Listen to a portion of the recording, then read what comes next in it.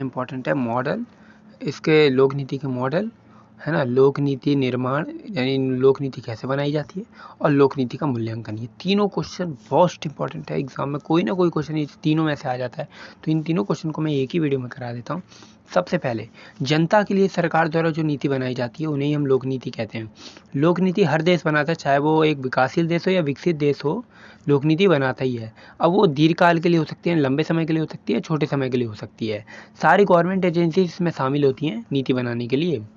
अब देखा जाए तो किसी देश को अगर ये नीति पसंद नहीं आ रही तो देश के लोग उसको ख़त्म करवा सकते हैं। परिभाषा का थॉमस आडे के द्वारा देखा जाए, सरकार जो कुछ करना चाहे या ना करना चाहे लोक नीति कहलाती है। ठीक है, लोक नीति की विशेषता नहीं पूछी जाएगी, पढ़ना चाहो तो पढ़ सकते हो, फिलहाल ये दिखा देता हूँ मैं।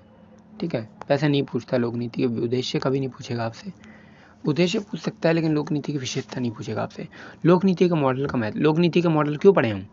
इसलिए पढ़ें क्योंकि क्या समस्या आ सकती है हमारे साथ जब हम लोक नीति बना रहे हैं, तो वो हमें ये बता देगा और हमारे प्रयासों को निर्देशित करता है।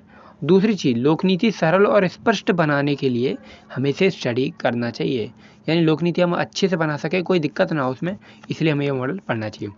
अब थॉमस आडे के द्वारा जो दी गई है ना मैं नीति मॉडल, पहला है प्रक्रिया मॉडल। प्रक्रिया मॉडल क्या होता है? इसमें समस्या की पहले पहचान की जाती है, फिर कार्यसूची बनाई जाती है, नीति निर्माण, फिर नीति क्रियान्वयन और नीति मूल्यांकन। है इसको पढ़ते हैं, थोड़ा एक्सप्लेन करते हैं इसको। अब प्रक्रिया मॉडल में हमारा दूसरा क्वेश्चन भी हो जाएगा, नीति निर्माण कैसे होता है।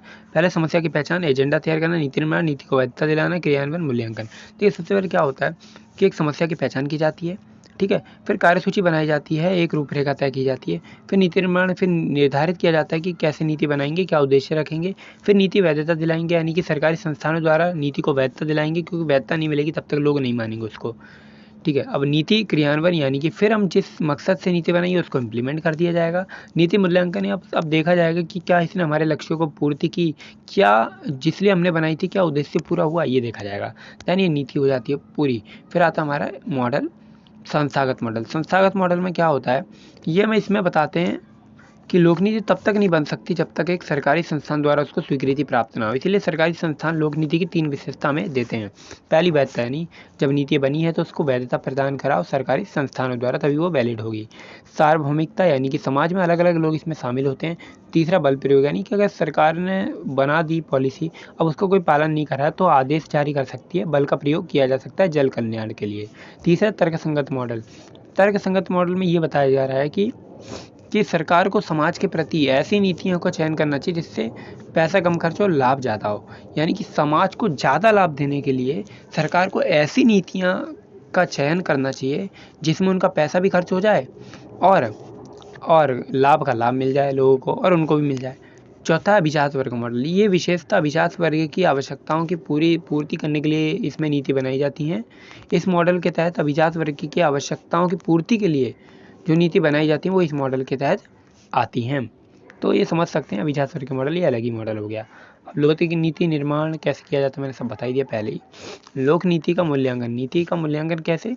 अब नीति का मूल्यांकन करने का मतलब होता है हम नीति में ये देखते हैं कि उद्देश्य कहाँ तक हमारा सफल हुआ, हमने जिसके लिए बनाई थी नीति, क्या वो उद्देश्य हमारा पूरा हुआ।